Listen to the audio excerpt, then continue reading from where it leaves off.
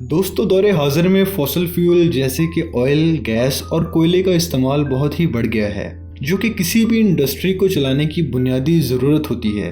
दोस्तों आप जानते तो हैं कि किसी इंडस्ट्री किसी मुल्क की मॉडर्न सिविलाइजेशन और डेवलपमेंट का बुनियादी पहलू होती है, जिनके बगैर आज की मॉडर्न सिविलाइजेशन सर्वाइव नहीं कर सकती।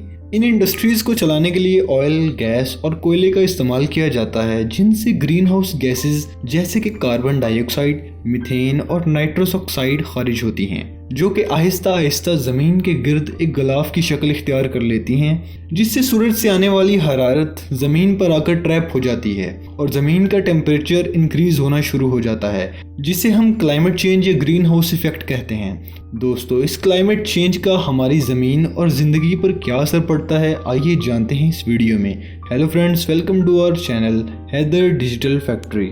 दोस्तों जैसे जैसे ग्रीन हाउस गैसेस में इजाफा होता है, आलमी सतह पर दर्जा हरारत भी बढ़ता रहता है। जैसे कि 1980 से ज़मीन का दर्जा हरारत हर साल बढ़ता रहता है और 2011 से इसमें मज़ीद शिद्दत देखी गई है।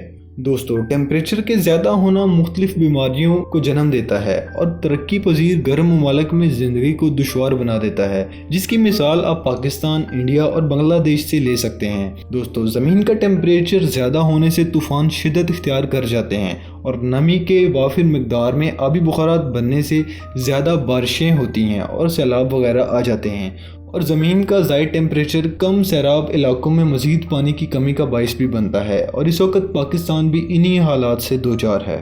मौसम गर्मा का शिद्दत इख्तियार करना और तवील अरसा तक रहने से ज़मीन की ज़रखेज़ी में कमी वाक़ होती है और फसलें कम फलती फूलती हैं, जिससे प्रोडक्शन में वाज़ेह कमी होती है। बिल्कुल इसी तरह इंडस्ट्रीज़ के तेज़ाबी पानी का समंदरी जानदारों पर गहरा असर पड़ता है, जिससे मरीन लाइफ में भी बहुत ज़्यादा कमी होती है, जिससे मरीन मील एक्सपोर्टर्स की इकॉनमी पर असर पड़ता है, जिनमें बांग्लादेश, जापान और टोक्यो वगैरह शामिल हैं। दोस्तों आप जानते तो होंगे हरारत से पानी का हुजम यानी वॉल्यूम फैलता है। इसी तरह समंदरों के पानी का हुजम भी बढ़ रहा है, जो कि समंदरों के साहिलों पर सुनामी और तूफ़ानों की सूरत में तबाही का बाइस बन रहा है। दोस्तों क्लाइमेट चेंज इंसानों के लिए बहुत सी बीमारियों का सबब भी बन रहा है। बजाय इसके कि हम इन बीमारियों की वजह को ख़त्म करें, हम मेडिसिन पर रिलाई करते हैं। इस मॉडर्न सिविलाइजेशन में क्लाइमेट चेंज को ख़त्म तो नहीं किया जा सकता, लेकिन कम ज़रूर किया जा सकता है। इसीलिए हमें चाहिए कि ज़्यादा से ज़्यादा दरख्त लगाएं और ग्रीन हाउस गैसेज़ के अखराज को कम से कम करने की कोशिश करें,